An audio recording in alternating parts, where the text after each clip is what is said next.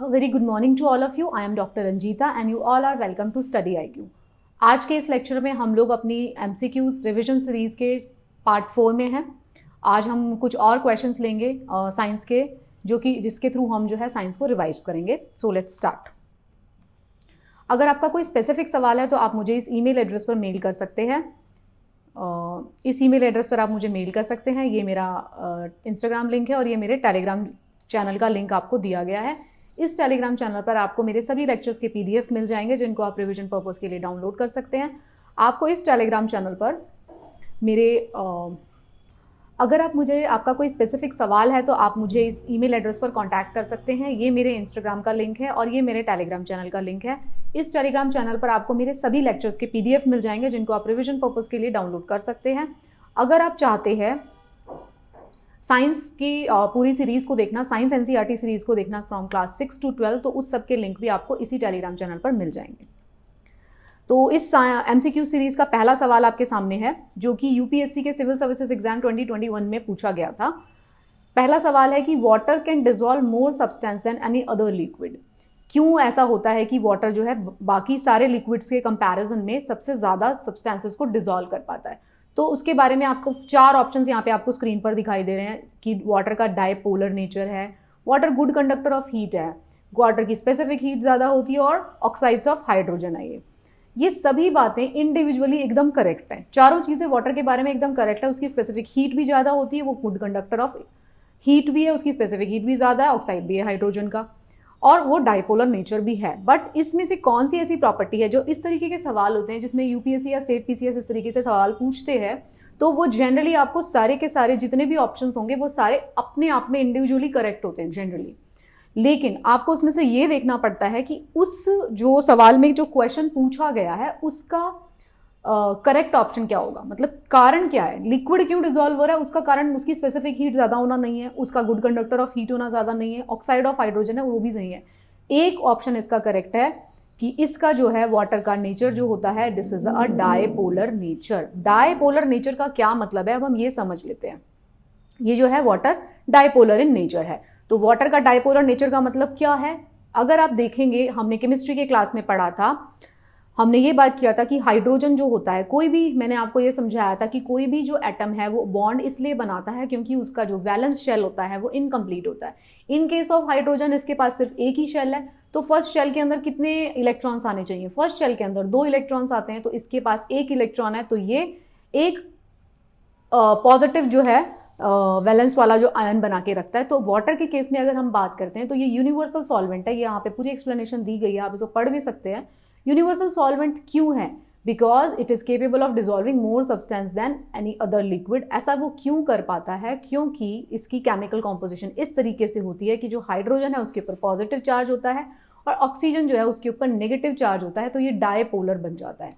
तो जिनके साथ वाटर की जो chemical composition and physical attributes जो उसको बनाते हैं एक एक्सीलेंट सॉल्वेंट, उसका कारण है कि इसके पास ऑक्सीजन जो एक नेगेटिव चार्ज दे रहा है और हाइड्रोजन जो कि एक पॉजिटिव चार्ज दे रहा है, दोनों के दोनों मॉलिक्यूल, दोनों के दोनों एंड्स जो है वो प्रेजेंट है।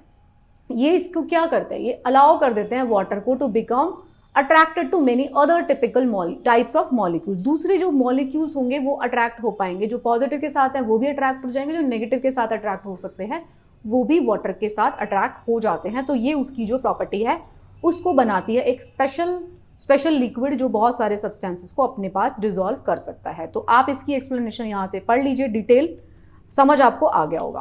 तो हम नेक्स्ट सवाल की तरफ चलते हैं, जो पूछा गया है इसमें कि एथेरम एंड रिपल, ये 2 टेक्निकल टर्म्स का नाम दिया गया है जो न्यूज़ में थी।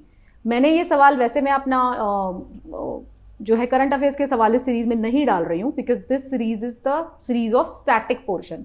तो ये वाला करंट से उठाया गया, ये दोनों नाम है, लेकिन ये स्टैटिक पोर्शन का सवाल है। इसको लिया हमने इसलिए है ताकि मैं आपको आप ऑप्शन से समझ जाएंगे। तो सबसे पहले आपको ये देखना पड़ेगा एथेरम और रिपल जो है ये न्यूज़ में थे, ये क्या चीज़ हो सकती है?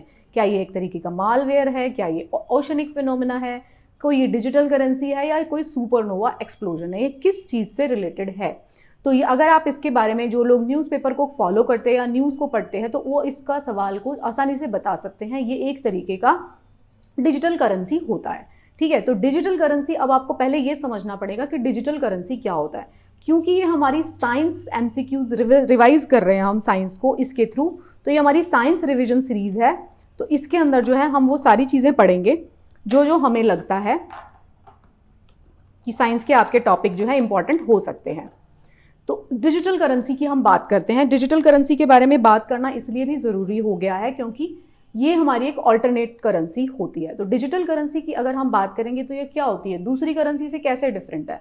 इसको हम डिजिटल मनी भी बोल सकते हैं, इसको हम इलेक्ट्रॉनिक मनी भी बोल सकते हैं और इलेक्ट्रॉनिक करेंसी भी बोल सकते हैं।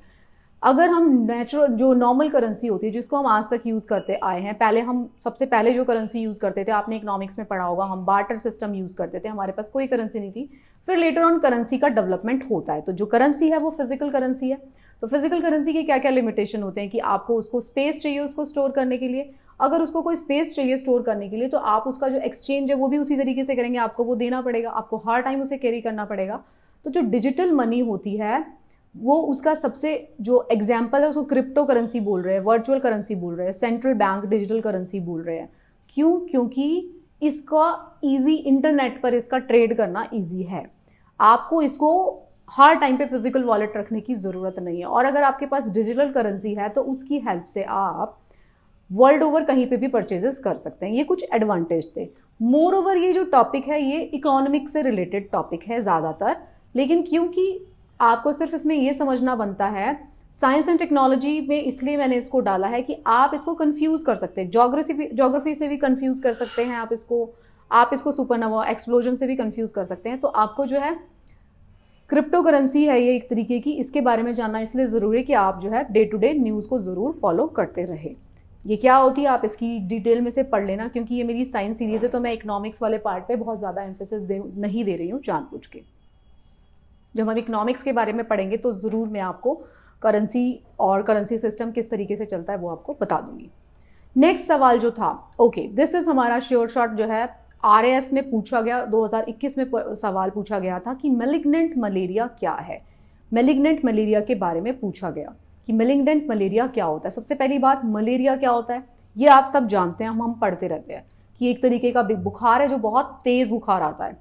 उसमें से टाइप पूछा गया कि मैलिग्नेंट मलेरिया कौन कॉज कर रहा है। ऑब्वियसली ये सवाल किस लिए उठाया गया, क्योंकि मैलिग्नेंट मलेरिया के केसेस रिपोर्ट किए गए देश में, इसलिए ये सवाल उठाया गया। इसमें पूछा गया, ऑप्शंस बहुत ज़्यादा क्लोज थे, इसके बीच में पता लगाना कि भाई सारे के सारे, क्योंकि प्लाज्मोडियम के अलग अलग वेरिएंट दिए गए हैं, Plasmodium vivax, Plasmodium oval, malariae, falciparum, चारों दिए गए हैं।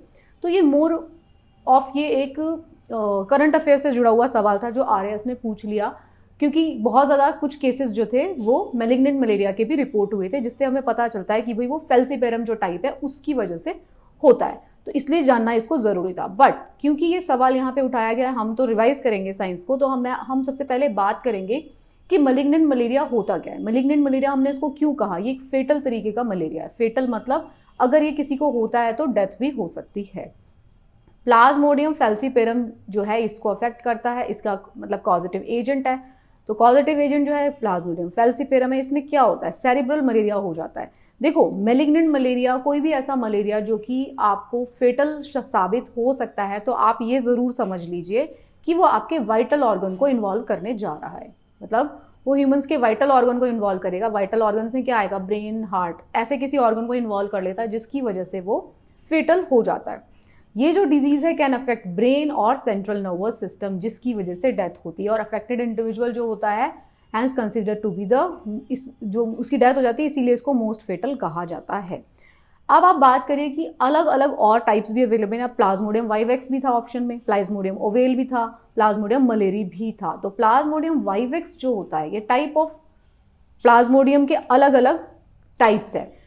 इनको समझने से पहले सबसे पहले आप एक चीज़ को समझो, प्लाज्मोडियम हमारे पास कहाँ से आ रहा है। प्लाज्मोडियम मलेरी वाइवेक्स हमें इतना पता है कि मच्छर के काटने से फैल रहा है। तो ये एक्चुअल में क्या चीज़ है ये प्लाज्मोडियम। तो जो प्लाज्मोडियम है यहाँ पे स्लाइड में मैंने बता दिया आपको, ये एक यूनिसेल्युलर ऑर्गेनिज्म है। जब हम क्लास 9 को पढ़ रहे थे तो मैंने बहुत डिटेल में आपको कैटेगराइजेशन दिया था सारे के सारे लिविंग स्पीशीज़ का। उसमें मैंने आपको बताया था सबसे पहले टाइप के यूनिसेल्युलर, फिर मल्टी सेलुलर, फिर उसके अंदर हमने 5 किंगडम्स के बारे में डिस्कस किया था। तो जिस किसी ने वो चैप्टर नहीं देखा है ज़रूर देख लीजिए, तभी आपको थोड़ा बहुत आइडिया हो पाएगा कि हम अलग अलग स्पीशी की जो बात करते हैं। प्लाज्मोडियम उसमें से क्या होता है? प्लाज्मोडियम एक तरीके का यूनिसेलुलर यूकेरियोट। अब यूनिसेलुलर से क्या मतलब होता है? जिसकी सिंगल सेल है, एक सेल वाला है। यूकेरियोट का क्या मतलब होता है? मैंने आपको दो तरीके की सेल बताई थी, एक प्रोकैरियोटिक सेल्स थी और एक यूकेरियोटिक। प्रोकैरियोटिक प्रिमिटिव सेल जिसके अंदर टिपिकल न्यूक्लियस नहीं बना हुआ, eukaryotic modern cell, advance cell जिसके अंदर न्यूक्लियस है। तो यूकेरियोट है ये, मतलब इसके पास न्यूक्लियस भी है।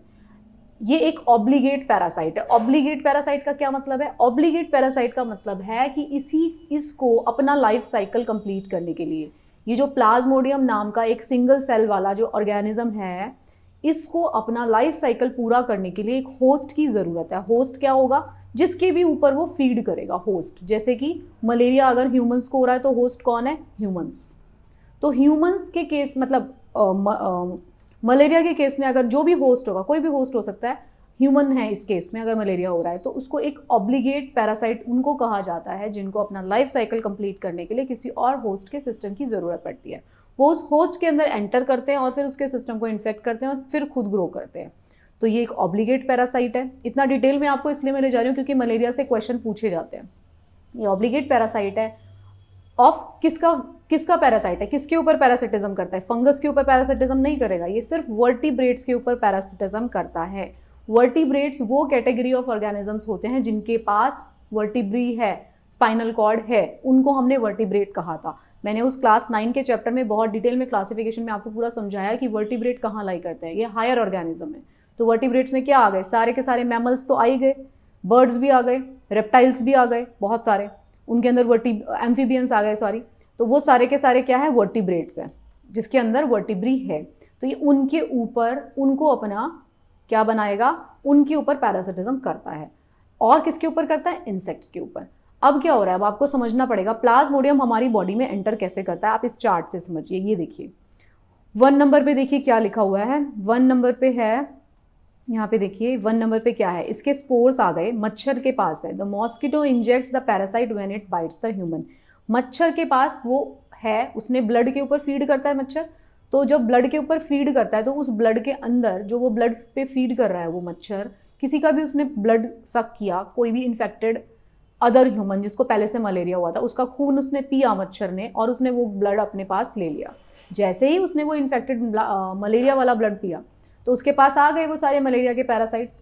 अब क्या किया इसने? ये इसको जिसको भी काटा, अब की बार नेक्स्ट टाइम उसने उसमें इंजेक्ट कर दिए, जो भी ह्यूमन को बाइट किया, और वो फिर हमारे लिवर के अंदर ग्रो करता है। लिवर के अंदर ग्रो करेगा, लिवर के अंदर ग्रो करके हमारे ब्लड में आ जाता है, ह्यूमन आरबीसीज में। फिर ये हमारी आरबीसीज को इन्फेक्ट कर देता है। आरबीसी को इन्फेक्ट करने के बाद वो गैमीट्स बना देगा।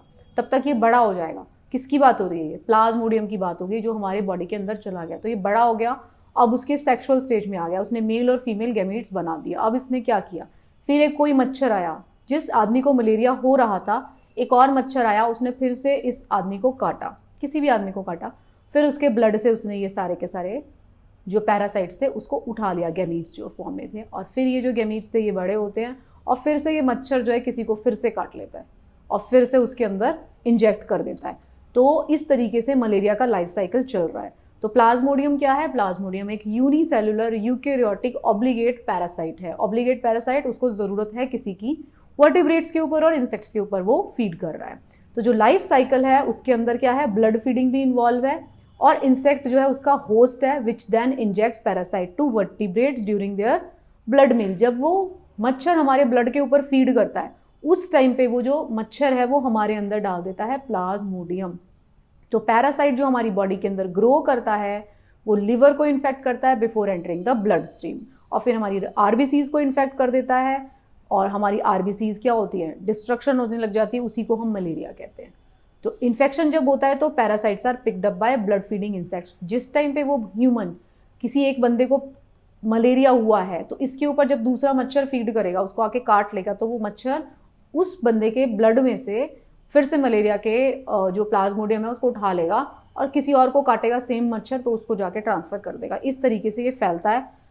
इतना डिटेल में मैंने आपको इसलिए समझाया क्योंकि बहुत सारे लोगों को कभी समझ में नहीं आता ये किस तरीके से फैल रहा है। तो प्लाज्मोडियम इस तरीके से इन्फेक्ट कर रहा है हमारे बॉडी को। अब आप पढ़ सकते हैं इसके बारे में, प्लाज्मोडियम वाइवेक्स क्या करता है, प्लाज्मोडियम ओवेल क्या करता है, प्लाज्मोडियम मलेरी क्या करता है। वाइवेक्स जो होता है पैरासाइट है, ह्यूमन पैथोजन है, तीनों हमें इन्फेक्ट करते हैं, लेकिन जो ओवेल और जो मलेरी है, ये जो है मलेरी जो है प्लाज्मोडियम मलेरी, ये बिनाइन मलेरिया फैलाता है, बहुत ही हल्के किस्म का मलेरिया, आराम से ठीक हो जाता है। वाइवेक्स जो है वो थोड़ा डेंजरस तरीके का फैलाता है, लेकिन सबसे डेंजरस कौन कर रहा है, प्लाज्मोडियम फैल्सीपेरम, जो कि मैलिग्नेंट मलेरिया कर रहा है, उससे डेथ होनी ही निश्चित हो जाती है। तो प्लाज्मोडियम वाइवेक्स भी हमें इन्फेक्ट करता है, वो किस तरीके का करता है, वरुलेंट है प्लाज्मोडियम से ज़्यादा, ये आप पूरा इस स्लाइड में पढ़ लेना, मैंने आपको इसमें दे दिया है, आप PDF डाउनलोड करके पूरा पढ़ सकते हैं। फिर जो मैंने आपको ये लाइफ साइकिल समझा दिया, आपको समझ में आ गया होगा किस तरीके से ये फैलता है। नेक्स्ट जो हमारा सवाल है, RAS 2021 में ही पूछा गया सवाल है फिर से, कि ह्यूमन बॉडी के अंदर infected by which part of the human body is infected by the virus causing Japanese encephalitis. तो जापानीज एनसेफेलाइटिस में क्या इन्वॉल्व है, बहुत आसान सवाल, क्योंकि आपने जो है इसको न्यूज़ में भी बहुत बार पढ़ा होगा, बहुत बार, मतलब काफ़ी सालों से जापानीज एनसेफेलाइटिस जो है इन्फेक्ट करता आ रहा है हमारे देश में लोगों को। तो क्या इन्फेक्ट हो रहा है, स्किन इन्फेक्ट हो रही है, RBC इन्फेक्ट हो रही है, ब्रेन हो रहा है या लंग्स हो रहा है। अब जो कोई थोड़ा सा भी मेडिकल बैकग्राउंड के स्टूडेंट होंगे वो झट से बता देंगे एनसेफेलाइटिस का मतलब होता है कि ब्रेन इन्वॉल्व हो रहा है। ठीक है, हमने जब अपनी साइंस NCERT सीरीज पढ़ रहे थे तो मैं जब किसी भी ऑर्गन का नाम आता है मैं उसके टेक्निकल टर्म्स को आपको ज़रूर बताती रहती हूँ कि हिपैटोसाइट का मतलब है, हिपैटो का मतलब होगा लिवर से रिलेटेड, सेफेलाइटिस हो रहा है तो वो ब्रेन की कवरिंग से रिलेटेड है, तो ब्रेन से रिलेटेड है। इसके सॉल्यूशन में आप पूरा पढ़ सकते हैं। जो जापानीज एनसेफेलाइटिस है, जो इनिशियल होता है, इसके कोई सिम्टम नहीं आते, लेकिन ये इन्फ्लामेशन कर देता है ब्रेन का, और जब ब्रेन में इन्वॉल्व हो जाता है तो headache, vomiting, fever, confusion, seizure, बहुत सारी प्रॉब्लम्स आ जाती है। पिग्स और जो बर्ड्स होते हैं ये serve as a reservoir for the virus. Pigs और बर्ड्स के अंदर ये रिजर्वायर के फॉर्म में रहता है। Disease occurs mostly outside of cities. Outside of cities का क्या मतलब है, जहाँ पे पिग्स और वाइल्ड बर्ड्स रह रहे हैं वहाँ पे ज़्यादा फैलती है। Prevention is generally with the Japanese encephalitis vaccine है which is both safe and effective. हमें क्या करना चाहिए, अब देखिए मलेरिया था वो भी मॉस्किटो बाइट से, अब पिग्स और वाइल्ड बर्ड्स के अंदर है ये, अब हमारे तक कैसे फैल रहा है। आप ये सोचिए कि जापानीज एनसेफेलाइटिस वायरस रिजाइड कहाँ कर रहा है, वो पिग्स के अंदर है और बर्ड्स के अंदर, तो हमारे तक कैसे आ रहा है ये सोचिए आप, क्योंकि पिग्स और जो वाइल्ड बर्ड्स हैं उनको जो मॉस्किटोज काटेंगे, जो मच्छर उनको काटेंगे, वही आकर हमारे को काट लेंगे, जैसे मलेरिया फैल रहा था। तो वही मॉस्किटो बाइट हमें अगर कर लिया उसने आके, तो समझ लीजिए जापानीज एनसेफेलाइटिस उसमें फैलेगा। एक बार इन्फेक्ट हो जाता है तो दो no specific treatment with care benign supportive होती है, generally carried out in hospital. Permanent problem occur in up to half of the people who recover from Japanese encephalitis.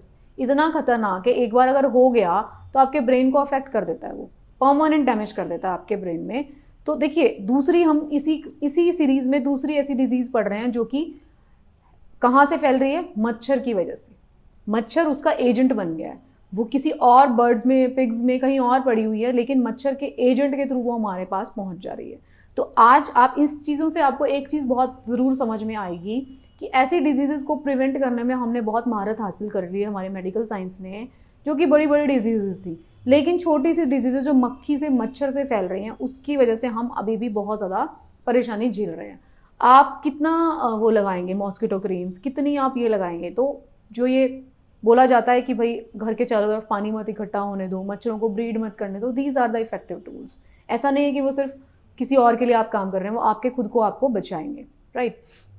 इस वाले चार्ट को मैंने आपके लिए यहाँ पे एक चार्ट दे दिया है, इसको आप रीड कर सकते हैं। अदर वायरल इन्फेक्शन, जैसे एनसेफेलाइटिस मैंने आपको बोला, एनसेफेलाइटिस या मेनिंजाइटिस जब नाम जुड़ा होगा तो उसका मतलब होगा वो हमारे ब्रेन से रिलेटेड है। देखो एनसेफेलाइटिस, मेनिंजाइटिस दिमाग, common cold excuse me, common cold किस किस को इन्वॉल्व करेगा, नोज, थ्रोट, इन सबको इन्वॉल्व करेगा। Rhino virus, para influenza, respiratory, ये सब हो सकता है। फिर फेरेंजाइटिस आपके फेरिंग्स को इन्वॉल्व करेगा। जिंजीवोस्टोमेटाइटिस आपकी जिंजीवा को, गम्स को इन्वॉल्व करेगा। कार्डियोवास्कुलर मतलब जो आपके हार्ट को इन्वॉल्व करेगा। हेपेटाइटिस मतलब जो आपके लिवर को इन्वॉल्व कर रहा है। स्किन इन्फेक्शन जो आपकी स्किन को इन्वॉल्व करते हैं। सेक्सुअली ट्रांसमिटेड डिजीज जो आपके सेक्सुअल ऑर्गन्स के थ्रू ट्रांसमिट होती है। पैराटॉइटिस जो होता है वो आपकी पैरोटिड ग्लैंड्स को, यहाँ पे होती हैं पैरोटिड ग्लैंड्स, उसको इन्वॉल्व करता है। आई इन्फेक्शन आपको पता है, निमोनिया आपकी लंग्स को इन्वॉल्व करेगा।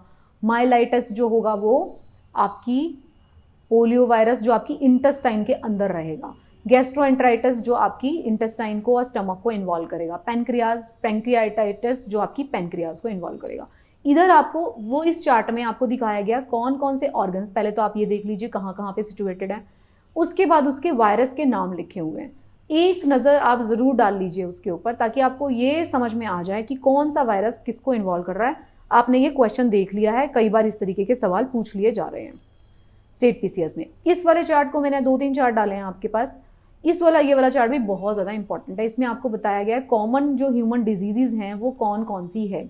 जैसे कि अगर हम बैक्टीरियल डिजीज़ की बात करें तो कौन कौन सी, ऐसा सवाल भी पूछा जाता है कि भाई प्लेग जो है ये कैसी है, वायरल डिजीज़ है, बैक्टीरियल है, क्या है, डिप्थीरिया क्या है, बैक्टीरियल डिजीज़ है, वायरल डिजीज़ है। तो इसमें चार्ट के फॉर्म में दे दिया गया है कि बैक्टीरिया, अच्छा बैक्टीरिया और वायरस में क्या डिफरेंस है। बैक्टीरिया जो होता है वो प्रोकैरियोट है, जब हमने क्लास 9 में पढ़ा था तो प्रोकैरियोट के एग्जाम्पल में ही हमने पढ़ा था बैक्टीरिया एल्गी। वायरस क्या है, वायरस जो है लिविंग और नॉन लिविंग के बीच में हम इसको मानते हैं। क्यों? क्योंकि ये जो है इसकी खुद की मशीनरी नहीं होती है, गेहूं के दाने की तरह बाहर पड़ा रह सकता है। जैसे ही इसको किसी की बॉडी मिलेगी, मीडियम मिलेगा, तभी ये जिंदा हो जाता है। तो वायरस उसके बीच में आता है। मैंने क्लास 9 में बहुत डिटेल में डिस्कस किया, आप उधर से देख लेना। फंगस जो होती है, पहले हम इसको प्लांट में क्लासीफाई करते थे पहले वाले साइंटिस्ट, फिर उन्होंने बोला कि नहीं भाई फंगस जो है अलग ही कैटेगरी है, बिल्कुल अलग कैटेगरी है। फिर प्रोटोजोआज क्या होते हैं, प्रोटोजोआ जो होते हैं अभी हमने पढ़ा था, प्रोटोजोआ होते हैं सिंगल सेलुलर हैं लेकिन यूकेरियोट्स हैं, उसके अंदर प्रोटोजोआ आते हैं। ये बैक्टीरिया भी सिंगल सेलुलर है लेकिन प्रोकैरियोट्स है। प्रोटोजोआ सिंगल सेलुलर है लेकिन यूकेरियोट है। हेलिमेंथेसिस क्या होते हैं, एक ऐसे लंबे लंबे से एस्कैरियासिस, हेलिमेंथेसिस वो उसके अंदर आते हैं, फाइलारियासिस, है ना। इस वाले चार्ट को भी बहुत अच्छे से पढ़ लेना, 5 स्टार लगा रही हूँ मैं इसमें आपको पूछा जाता है। फॉर एग्जाम्पल मलेरिया दे दिया जाएगा, क्या है ये, बैक्टीरिया है, वायरस है, मॉस्किटो, क्या हो रहा है, प्रोटोजोआ है ये, प्रोटोजोआ। मलेरिया, अमीबियासिस भी प्रोटोजोआ से, अफ्रीकन स्लीपिंग सिकनेस प्रोटोजोआ, काला अजर भी प्रोटोजोआ। ये सबसे बहुत इंपॉर्टेंट डिजीजेज यहाँ पे दी गई हैं। देखिए वायरस से क्या क्या हो रहा है, common cold, mumps, measles, viral hepatitis, dengue, chikungunya, chicken pox, poliomyelitis, ये सब किससे हो रहे हैं, वायरस से। बैक्टीरिया से क्या क्या हो रहा है, डायसेंट्री, डायरिया जिसको कहते हैं, plague, diphtheria, cholera, typhoid, pneumonia, ये सब बैक्टीरिया से भी हो रहे हैं। निमोनिया वायरस से भी हो सकता है। कुछ ऐसे डिजीजेज हैं तो दोनों से भी हो सकते हैं, तो आप इसको प्लीज़ लर्न कर लेना अच्छे से। अब हम बढ़ते हैं अपने नेक्स्ट सवाल की तरफ, जो कि थोड़ा सा, इसको आप मतलब साइंस का क्वेश्चन भी कह सकते हो, वाटर इन्वॉल्व है, इसको आप ज्योग्राफी का क्वेश्चन भी कह सकते हो। ठीक है, थोड़ा सा ज्योग्राफिकल क्वेश्चन है, थोड़ा सा मोनोटनी ब्रेक हो जाएगी। चलिए, अच्छा क्वेश्चन है। Which of the following belong to cryosphere. Cryosphere किसको कहते हैं, हमने अभी तक बात किया था, अगर आपने ज्योग्राफी का एनसीईआरटी पढ़ा होगा, हाइड्रोस्फीयर, लिथोस्फीयर, एटमॉस्फेयर, ये सब पढ़ा था आपने। उन सब का मिलके आपको मिल जाता है कौन सी स्फीयर, जिसपे हमारी लाइफ पॉसिबल है। ओके, अब हम बात करते हैं बायोस्फीयर जिसको कहते हैं। तो अब हम बात कर रहे हैं क्रायोस्फीयर क्या है। तो क्रायो मीन्स आइस से रिलेटेड है, आइस। तो continental ice sheets, frozen reverse, permafrost, glaciers, क्या है इसके अंदर इवन। मैंने आपको बताया क्रायो का मतलब क्रायो सर्जरी, क्रायो का मतलब आइस से रिलेटेड होता है। तो इसके सारे के सारे ऑप्शन है, ये सारे के सारे चीज़ें इसमें इन्वॉल्व है। अब आप इसका सॉल्यूशन देख सकते हैं, आप इसमें पूरा पढ़ सकते हैं कि भाई इसके अंदर क्या क्या इन्वॉल्व है। आप पूरा पढ़ लीजिए, यहाँ पे पूरा लिखा हुआ है, यहाँ पे इस डायग्राम से आप पूरा समझ जाएंगे। क्रायोस्फीयर वो लेयर है जिसके अंदर आइस शीट भी आएगी, स्नो भी आएगी, आइसबर्ग्स भी आएंगे, सी में जो आइस पड़ी हुई है वो भी आ जाएगी, जो नदियाँ जमी हुई हैं वो भी आ जाएगी, पहाड़ों के ऊपर जो बर्फ़ जमी हुई है वो भी आएगा, आइस कैप्स, ग्लेशियर्स में जो है जो नीचे गिर रही है वो भी आएगा, परमाफ्रॉस्ट, ज़मीन पे भी कुछ जमा हुआ है वो भी आ जाएगा, लैंड पे है ना परमाफ्रॉस्ट, जो भी जमा हुआ लैंड पे है वो भी इसके अंदर आ जाएगा। वो सारे के सारा क्रायोस्फीयर बनाएगा। देखिए परमाफ्रॉस्ट है इसके अंदर, यस बिल्कुल है। तो आप थोड़ा सा कंफ्यूज हो सकते हैं परमाफ्रॉस्ट की वजह से। तो क्रायोस्फीयर जो होगा फ्रोजन पार्ट है हमारे प्लैनेट का, तो इसके अंदर सब कुछ आएगा। The sphere helps maintain earth climate by reflecting incoming solar radiation. Permafrost की सबसे खास बात क्या थी, क्योंकि वो सफ़ेद रंग की आइस है, तो वो क्या करेगी, जो भी इनकमिंग सोलर रेडिएशन आ रही होंगी अर्थ की तरफ उसको रिफ्लेक्ट बैक कर देगी। तो मतलब उसको एब्जॉर्ब नहीं होने देगी। अगर एब्जॉर्ब नहीं होने देगी तो हमारी अर्थ गर्म कम होगी, मतलब ग्रीन हाउस इफेक्ट को कम करती है, तो रिफ्लेक्शन करती है। तो क्रायोस्फीयर का इंपॉर्टेंस यही है कि वो अर्थ, जो प्लैनेट अर्थ है उसका टेम्परेचर को कम रखने में मदद करती है। तो cryosphere is a component of earth that is composed of all solid frozen water. Frozen water है इसके अंदर बहता हुआ पानी नहीं है। ओके, तो ये क्रायोस्फीयर थी। नेक्स्ट जो है हमारा सवाल है 5G टेक्नोलॉजी के बारे में। फिर 5G टेक्नोलॉजी के बारे में पूछा गया है, तो इसमें पूछा जा रहा है क्या है। ऑप्शंस देखिए, it uses wireless communication through microwaves energy to transmit the receive data, it supports virtual reality and augment reality service, it reduces the latency by substantial amount from existing 4G services. अब ये इसमें सवाल पूछा गया है, तो अब इसका ऑप्शन जो है आप देख लीजिए। सबसे पहली बात आपको ये समझ में आना चाहिए कि 5G टेक्नोलॉजी क्या होती है, ठीक है। तो आप जो है इसका आंसर 2 और 3 है। आप जो है इसके अंदर जो है इसका डिटेल पूरा बताया गया, आप इसमें से प्लीज़ पढ़ लीजिए। ओके, इसमें आपको बताया जाएगा कि 4G और 5G टेक्नोलॉजी के अंदर क्या डिफरेंस है, राइट। ओके, नेक्स्ट जो हमारा सवाल है वो फिर से RAS एग्जाम 2021 में पूछा गया है। इसमें पूछा गया था कि कंप्रेस्ड नेचुरल गैस, जिसको कि हम CNG कहते हैं, CNG है वो उसका मेनली क्या है, ये इथेन है। CNG जो है उसकी कॉम्पोजिशन क्या है, क्या वो इथेन है, क्या प्रोपेन है, मीथेन है, ब्यूटेन है, वो क्या है, ये पूछा गया था। तो CNG जो होती है वो मीथेन होती है, कंप्रेस्ड नेचुरल गैस इसको हम कहते हैं, जिसको मीथेन को कंप्रेस करके उसको कंप्रेस्ड नेचुरल गैस बोला जाएगा। तो यहाँ पे जो सवाल ये है कि CNG जो है वो CNG जो है LPG से कैसे डिफरेंट है, ठीक है। लिक्विफाइड पेट्रोलियम गैस जो आप घर के अंदर खाना बनाने के लिए यूज़ करते हो, CNG उससे कैसे डिफरेंट होते हैं, हम इसमें ये जानने की कोशिश करेंगे। CNG क्या है, CNG जो है वो petrol, made up of petrol क्या है, लेकिन तो पेट्रोल है अगर इसके अंदर तो क्या होगा, मीथेन होगा, इसके अंदर हाइड्रोकार्बन्स होंगे। ऑब्वियसली ब्यूटेन, प्रोपेन ये सब भी हाइड्रोकार्बन्स है, बट इसके अंदर क्या होता है, इसके अंदर मीथेन होता है। ये आपको देखना पड़ेगा, ये NCERT का क्वेश्चन है, अगेन NCERT में सीधा दिया गया है। तो पेट्रोल जो है it can be used in place of, petrol की जगह पे यूज हो सकती है, डीजल फ्यूल की जगह पे, लिक्विफाइड पेट्रोलियम गैस की तरह इन सब की जगह पे ये यूज किया जा सकता है।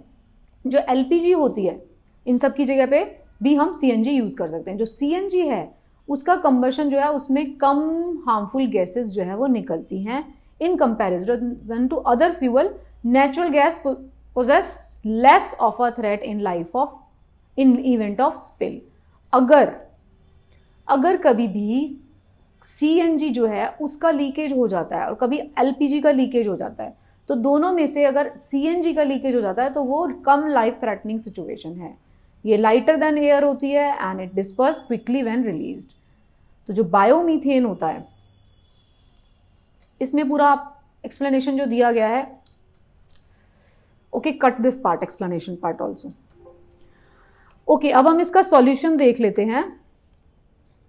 अब इसका अगर हम सॉल्यूशन देखते हैं, इसके सॉल्यूशन पार्ट में आपको बताया गया है कि CNG और LPG जो है किस तरीके से एक दूसरे से डिफरेंट हैं।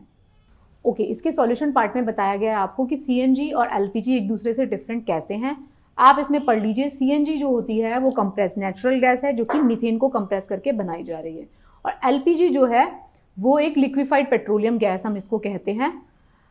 LPG और CNG का एक सबसे बड़ा डिफरेंस ये होता है कि अगर CNG लीक हो जाता है तो वो लेस हार्मफुल रहेगा as compare to LPG। LPG हमारे को बहुत ज़्यादा हार्मफुल हो सकता है। अगर हम एनवायरमेंटल कंसर्न्स की बात करें तो LPG जो है वो ज़्यादा हार्मफुल गैसेज रिलीज कर रहा है एज कम्पेयर टू CNG। आप इस वाले चार्ट में पूरा दोनों का डिफरेंस देख सकते हैं। CNG जो क्या है, CNG मीथेन है कंप्रेस्ड, और LPG क्या है, LPG जो है प्रोपेन और ब्यूटेन को से बनती है। LPG में प्रोपेन और ब्यूटेन है। ये हम कैसे ऑब्टेन कर रहे हैं, नेचुरल गैस से, और ये कैसे हो रही है, ऑटोमेटिकली जनरेट हो रही है गैस फील्ड्स में। लिक्विफाइड पेट्रोलियम गैस, पेट्रोलियम जहाँ पे जनरेट हो रहा है उसके ऊपर जनरेट हो रही है। कंप्रेस्ड नेचुरल गैस कैसी है, हमने मीथेन को कंप्रेस करके इसको बनाया है। ये जो है substitute for gasoline in automobiles, और ये क्या है, हीटिंग और कुकिंग पर्पस के लिए काम आती है। रिलीज, ये जो CNG होती है वो less carbon green house gas release करेगी, ये बहुत ज़्यादा ग्रीन हाउस गैसेस रिलीज कर रही है। ये लाइटर देन एयर है, हैंस डिस्पर्स क्विकली। अब ये क्यों हार्मफुल कम होती है CNG, क्योंकि ये हल्की होती है हवा से, तो हवा से हल्का होने की वजह से अगर ये रिलीज भी हो जाती है तो उड़ जाएगी। बट ये क्या है, LPG जो है हवा से भारी है तो ये उड़ेगी नहीं है, उसी जगह पे स्टे करेगी, इसलिए हाईली इन्फ्लेमेबल हो जाएगी। फिर से समझिए, कंप्रेस्ड नेचुरल गैस CNG अगर रिलीज हो जाती है तो हवा में ऊपर उड़ जाएगी, मतलब इतना भी जल्दी नहीं उड़ती, उससे भी ब्लास्ट हो सकता है, लेकिन एज कम्पेयर टू एलपीजी, जो एलपीजी होती है वो हवा से भारी होने के कारण वो वहाँ पे स्टे करती है, इसी वजह से वो हाईली इन्फ्लेमेबल हो जाती है। ये इजीली डिस्पर्स हो सकती है, इसलिए इसमें इग्निशन का जो रिस्क है वो मिनिमाइज हो जाता है। ये बहुत डिफिकल्ट होती है, इसलिए आग लगने के चांसेस एलपीजी में ज़्यादा होते हैं। तो ये एलपीजी और सीएनजी का डिफरेंस है, आपको पता होना चाहिए। वो मीथेन होती है, प्रोपेन और ब्यूटेन होती है। एनसीईआरटी का क्वेश्चन है। अभी साथ में मैंने इस चार्ट में आपको एक चीज़ और डाल दी है। अभी हमने बात किया सीएनजी और एलपीजी, एक एलएनजी भी होती है, लिक्विफाइड नेचुरल गैस। तो ये एलएनजी क्या होती है? एलएनजी जो होती है, लिक्विफाइड नेचुरल गैस जो होती है, ये कंप्रेस्ड नेचुरल गैस है। Are similar, their delivery and storage methods are different. While liquefied natural gas and compressed natural gas, जो एलपीजी है, एलएनजी है सॉरी, लिक्विफाइड नेचुरल गैस है, और जो सीएनजी है कंप्रेस्ड नेचुरल गैस है, ये दोनों की दोनों चीज़ें सेम है। कंप्रेस्ड नेचुरल गैस में हमने उसे कंप्रेस कर दिया मीथेन को, लिक्विफाइड नेचुरल गैस में हमने उसको लिक्विफाई किया है, बस दोनों के अंदर ये डिफरेंस है। तो ये भी आपको सवाल हो सकता है, एलएनजी से आपको कंफ्यूज किया जा सकता है। एलएनजी क्या है? लिक्विफाइड नेचुरल गैस है, दोनों सेम है, सीएनजी जैसी ही है वो। सीएनजी में हमने मीथेन को कंप्रेस कर दिया, एलएनजी में हमने उसको लिक्विड के साथ मिक्स करके उसको लिक्विफाई किया, कंप्रेस किया ही है। तो ये फ्रोजन रहेगी, एलएनजी क्या रहेगी? फ्रोजन रहेगी, in order to turn it into liquid में बनाने के लिए इसको हमने बहुत ठंडा कर दिया है। वेरएज सीएनजी में क्या होगा? वो प्रेशराइज करके हमने उसको कॉम्पैक्ट कर दिया और सिलेंडर में फिल कर दिया। तो एलएनजी अगर हम लिक्विफाइड नेचुरल गैस की बात करूं तो वो क्या करेगी? वो कम स्पेस लेगी as compare to CNG, and it is also offers an energy density that can be compare to diesel fuel. तो इसलिए कम स्पेस ले रही है तो इसकी एनर्जी एफिशिएंसी भी बढ़ जाती है। कॉमन चॉइस है ये। अगर हम बात करें लॉन्ग हॉल ट्रकिंग कंपनीज में, using proper procedure LNG can be converted into CNG. तो अगर सीएनजी जो है हमने उसको लिक्विफाई किया, कंप्रेस किया हुआ है, एलएनजी में हमने उसको ठंडा करके लिक्विड फॉर्म में लेकर आ गए हैं। ठंडा करके लिक्विड फॉर्म में कैसे आएगा? क्योंकि उसके जो मॉलिक्यूल्स हैं उसके बीच में जो एनर्जी थी वो कम हो जाएगी, तो वो लिक्विफाइड हो जाएंगे, ये हम जानते हैं। तो एलएनजी और सीएनजी जो है वो दोनों सेम होती हैं, एलएनजी का ज़्यादा एडवांटेज हो जाता है। तो सीएनजी क्या है? सीएनजी जो है ईजी टू रिफ्यूल है, एलएनजी जो है वो लिक्विड फॉर्म में करेंगे, ठंडा करना पड़ेगा, तो उसको रिफ्यूल करना थोड़ा मुश्किल है एज कंपेयर टू सीएनजी। तो ये आप इस चार्ट में आप पढ़ सकते हैं सीएनजी और एलएनजी में भी क्या डिफरेंस है। तो आपको तीन बातें समझ में आ गई, सीएनजी क्या है, एलपीजी क्या है और एलएनजी क्या है। तो ये आपको जरूर पता होना चाहिए। You can again expect a question. Next सवाल है चिकन पॉक्स। इसमें डिजीजेस के नाम दिए गए हैं, chicken pox, diabetes, Alzheimer, Parkinson. इन सारे डिजीजेस में से कौन सी नॉन कम्युनिकेबल डिजीजेस हैं? नॉन कम्युनिकेबल डिजीजेस के बारे में पूछा जा रहा है। तो नॉन कम्युनिकेबल डिजीजेस क्या होती हैं? नॉन कम्युनिकेबल डिजीजेस वो होती हैं जो कि एक दूसरे से फैलती नहीं है, एक पर्सन से दूसरे पर्सन में। तो चिकन पॉक्स, डायबिटीज़ क्या एक पर्सन से दूसरे पर्सन में फैल सकता है? नहीं। अल्जाइमर डिजीज़, पार्किंसन डिजीज जिसमें कि भूल जा रहे हैं, अल्जाइमर डिजीज़ जिसमें नर्वस कंट्रोल ब्रेक हो रहा है, डायबिटीज़, क्या ये एक दूसरे में फैल सकती हैं? नहीं। चिकन पॉक्स एक वायरल डिजीज़ है। अगर चिकन पॉक्स वाला पेशेंट होगा, एक घर में अगर हो जाता है तो पूरे घर वाले लोगों को हो सकता है, बच्चों को जिनको नहीं हुआ। तो ये एक कंटेजियस डिजीज़ है। तो इसी में यही सवाल पूछा गया था, आसान सवाल है। कौन सी जो है 2, 3, 4 जो होंगी वो नॉन कम्युनिकेबल डिजीज़ होंगी? सबसे पहले आपको समझना पड़ेगा नॉन कम्युनिकेबल जो डिजीज़ होती हैं वो क्या होती हैं। नॉन कम्युनिकेबल डिजीज़ जो एक पर्सन से दूसरे पर्सन में ट्रांसमिट नहीं होती हैं। इसके अंदर लाइफस्टाइल डिजीज़ आती हैं। ये देखिए यहाँ पे लिस्ट दी गई है, आप इसको ज़रूर से लर्न कर लो। ये लिस्ट जो है इसको आप लर्न कर लो। इसके अंदर सारी आती हैं। इसमें क्या होगा? पार्किंसन, ऑटोइम्यून डिजीज़ जिसके अंदर strokes, heart disease, osteoporosis, Alzheimer, cataract, kidney disease, ये सारी की सारी कौन सी हैं? डायबिटीज़, सारी की सारी नॉन कम्युनिकेबल हैं। फिर कम्युनिकेबल डिजीज़ कौन सी होती हैं? जो कि किसी वायरल इन्फेक्शन की वजह से फैल रही हैं, खांसने से, बोलने से, जैसे कि कोरोना वायरस, जैसे कि चिकन पॉक्स, वायरल डिजीज़ है। तो चिकन पॉक्स क्या है? ये एक इन्फेक्शियस डिजीज़ है जो वेरिसेला जोस्टर से फैल रही है। इसके बारे में बताया गया, आप इसमें देख सकते हैं। सबसे पहली बात जो आपको समझ में आना ज़रूरी है वो ये है कि एक दूसरे में डिजीज़ फैलती कैसे हैं। एक दूसरे में डिजीज़ फैलेंगी टच करने से, खांसने से, बोलने से, है ना, और सेक्सुअल कॉन्टैक्ट से। तो उस तरीके से फैलती हैं। तो अब आपको यही समझना पड़ेगा उस तरीके से कौन कौन सी डिजीज़ फैल सकती हैं। फैलेंगी क्या फैल रहा है? जो बॉडी के अंदर बैक्टीरिया, वायरस है वो फैलेगा। डायबिटीज़ कैसे होती है? डायबिटीज़ के बारे में मैं आपको बहुत डिटेल में पढ़ा चुकी हूँ। डायबिटीज़ कैसे हो रही है, हमारी बॉडी का इंसुलिन लेवल गड़बड़ हो गया, तो क्या वो टच करने से फैलेगा? नहीं फैलेगा, क्योंकि इसमें कोई बैक्टीरिया वायरस थोड़ी ना इन्वॉल्व है, कोई बैक्टीरिया कोई वायरस इन्वॉल्व नहीं है। तो वो वाली डिजीजेज जिनके अंदर कोई बैक्टीरिया कोई वायरस इन्वॉल्व नहीं है वो होंगी non communicable diseases, right. Next question है which of the following statement is correct. क्या पूछा गया है? Density of Jovian planets is more than the terrestrial planet. इसमें टेरेस्ट्रियल प्लैनेट और जोवियन प्लैनेट्स की बात हो रही है। मोस्टली ये ज्योग्राफी का क्वेश्चन है, ठीक है, साइंस में कैटेगराइज हो रहा है। जोवियन प्लैनेट और टेरेस्ट्रियल प्लैनेट्स की बात हो रही है। Asteroid belts help separate the Jovian planet and terrestrial planet. अब आपको इस वाले सवाल को सॉल्व करने से पहले ये पता होना चाहिए जोवियन और टेरेस्ट्रियल में डिफरेंस क्या है। ना पता होते हुए आप तो मान ही सकते हैं टेरेस्ट्रियल का मतलब जो अर्थ से रिलेटेड है।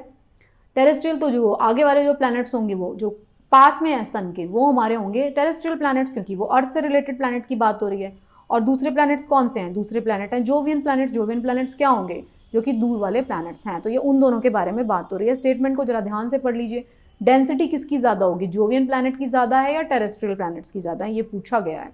तो इसका जो आंसर है 2 और 3 ओनली है, क्योंकि डेंसिटी जो है हाईली, जब आप पढ़ेंगे सोलर सिस्टम का फॉर्मेशन जब हम पढ़ेंगे ज्योग्राफी की, तो जब हम लोग ज्योग्राफी की एनसीईआरटी डिस्कस करेंगे तब मैं आपको बताऊंगी सोलर सिस्टम की जो फॉर्मेशन हो रही थी, तो जो हाईली डेंसिटी वाले जो पार्टिकल्स थे वो अंदर रह गए थे क्योंकि उनका ग्रेविटेशनल पुल ज़्यादा था, और जो लोअर डेंसिटी थी वो आउटसाइड रहेगी। तो इसीलिए अगर आपको सोलर सिस्टम की फॉर्मेशन समझ में आती है तो आपको पता चल जाएगा जो हायर डेंसिटी होगी वो टूवर्ड्स द सेंटर रहेगी और लो डेंसिटी रहेगी वो अवे फ्रॉम सेंटर रहेगी। तो जो बाहर वाले प्लैनेट्स हैं उनकी डेंसिटी लो होगी। पहली बात तो इसी से ये स्टेटमेंट गलत हो जाता है।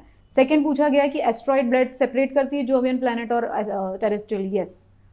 Jovian planet has more number of natural satellites. Yes, ये फैक्ट भी था। तो आप इसमें जोवियन प्लैनेट्स देखिए, जो मरकरी, वीनस, अर्थ, ये 3 जो है टेरेस्ट्रियल प्लैनेट्स हैं। उसके बाद वाले प्लैनेट्स जो हैं वो जोवियन प्लैनेट है। इन दोनों को अलग कौन करता है? एस्ट्रॉइड बेल्ट इनको अलग करती है। इनके जो सैटेलाइट्स का नंबर है, जो जोवियन प्लैनेट्स हैं उनके सैटेलाइट ज़्यादा होते हैं। जो टेरेस्ट्रियल प्लैनेट्स हैं जैसे कि अर्थ की बात करें तो उसका सिर्फ एक ही सैटेलाइट है। ओके, तो ये सारा का सारा जो है इसका एक्सप्लेनेशन यू कैन रीड या आप इस चार्ट में से पढ़ सकते हैं। लास्ट क्वेश्चन है इस वाले लेक्चर का लास्ट क्वेश्चन है। सोप्स की बात हो रही है। Consider the following statement about soaps and their cleansing action. अगर आप सोप की बात पढ़ते हैं तो उसका क्लींजिंग एक्शन कैसे होता है? ये एनसीईआरटी का क्वेश्चन है, पूरा का पूरा एनसीईआरटी का क्वेश्चन। अभी तक सारे क्वेश्चन जो थे, 1-2 अगर क्रिप्टो करेंसी वाले क्वेश्चन को छोड़ दें तो सारे के सारे एनसीईआरटी के क्वेश्चन हैं। तो सोप्स जो होते हैं are sodium and potassium salts of long chain fatty acid, पहला statement. Second, forms a sticky substance when use in hard water. जब हार्ड वाटर में साबुन को यूज किया जाता है तो एक थिक सा सब्सटेंस, स्टिकी सा सब्सटेंस बन जाता है। ये दूसरा स्टेटमेंट है। थर्ड स्टेटमेंट है molecules in soap contain both water attracting and water repelling ends. तो ये एनसीईआरटी का सीधा सीधा क्वेश्चन है। जब हम सोप के बारे में पढ़ रहे थे क्लास 11-12 में, तो सीधा सीधा हमने सिर्फ यही पढ़ा है सोप के बारे में कि वो सोडियम और पोटेशियम सॉल्ट्स हैं। किसके? सोडियम एंड पोटेशियम सॉल्ट्स हैं लॉन्ग चेन फैटी एसिड के साथ में मिलकर, यही हमने पढ़ा था। तो यही इसका जवाब देखिए 1, 2 और 3 है।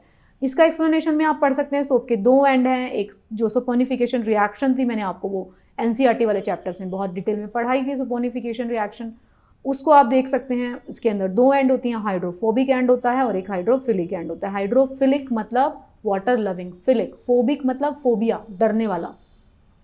तो मॉलिक्यूलर स्ट्रक्चर जो सोप का होगा उसके अंदर एक वाटर रिपेलिंग एंड होगा, एक वाटर लविंग एंड होगा, which stick to their respective portion and perform the cleansing action. तो ये सोप का क्लींजिंग एक्शन उसी से होता है।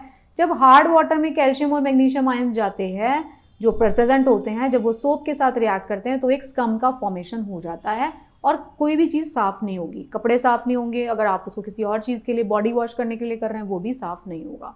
ठीक है, ये सारा हमने सपोनिफिकेशन वाले रिएक्शन में भी पढ़ा था। सपोनिफिकेशन रिएक्शन में होता क्या है? जो होता है सोडियम और पोटेशियम के जो सॉल्ट्स होते हैं वो लॉन्ग फैटी एसिड के साथ में मिलके सोप का फॉर्मेशन करते हैं। Right, so this is the lecture जिसमें कि हमने कुछ क्वेश्चंस को लिया। आई होप आपको ये क्वेश्चंस सॉल्व करने में मज़ा आया होगा और साथ में उसका एक्सप्लेनेशन पढ़ने में भी। So thank you so much, keep watching and best of luck for your preparation.